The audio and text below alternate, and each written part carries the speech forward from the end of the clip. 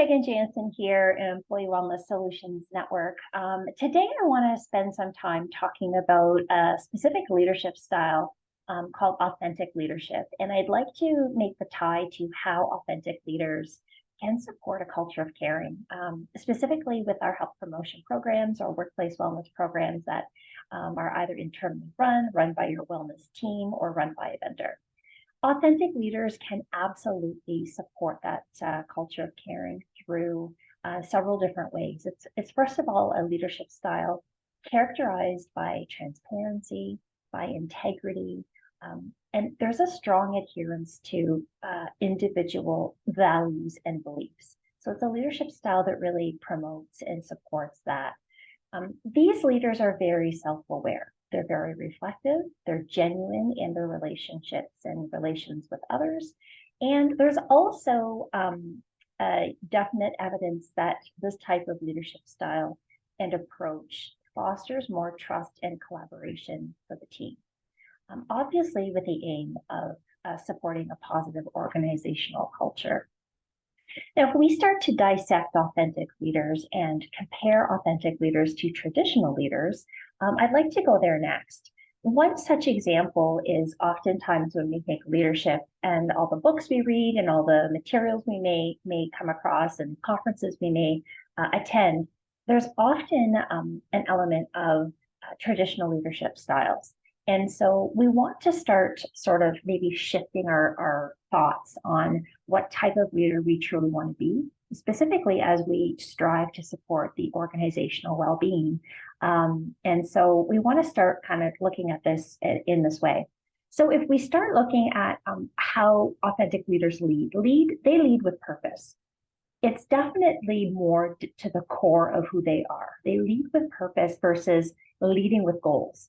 Oftentimes we hear about traditional leadership styles leading with goals and metrics and hitting various milestones, which there's certainly importance in that.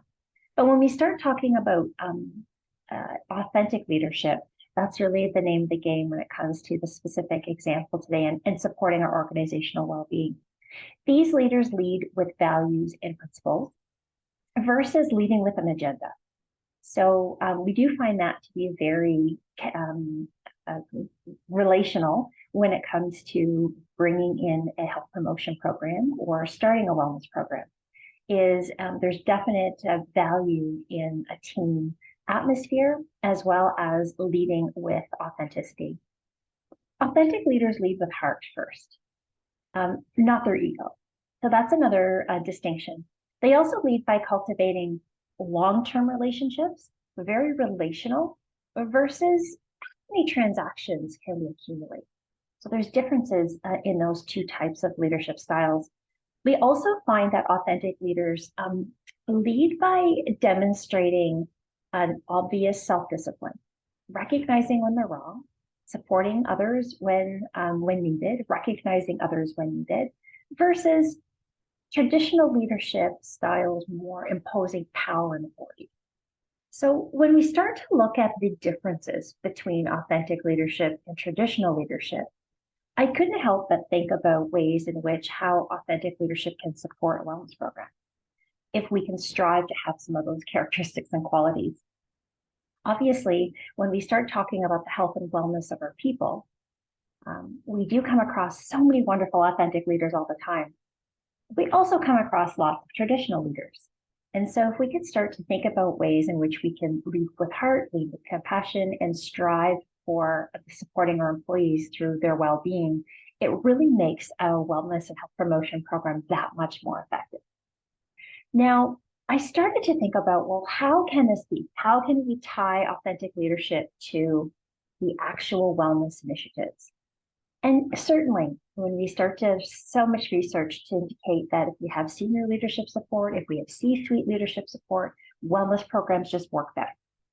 It's not just a offering for people just because. There is obvious support and participation within the wellness program. But I'd like to take it a little step further. And this is maybe a little outside of the box in terms of thinking. But wouldn't it be wonderful to have our social or corporate responsibility tied to a health promotion program? So let me give you an example. Is there an opportunity to tie in a charity, a walk, a collection of sorts, volunteer opportunities? Even I like to think of this one example of a sock drive, as simple as a sock drive, but tying it into a health promotion program as a collective led by an authentic leader.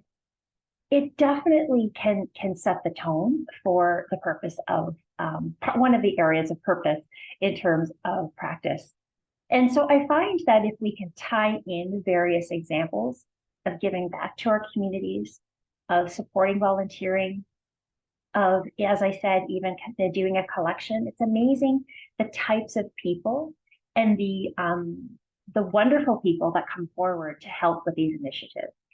Why not tie it to a health promotion strategy? This is all in alignment with creating a culture of caring. And this is an excellent example of doing just that.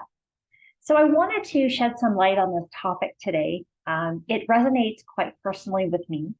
And I wanted to highlight and showcase how authentic leadership can be truly beneficial in the success of our wellness programs. Are you an authentic leader?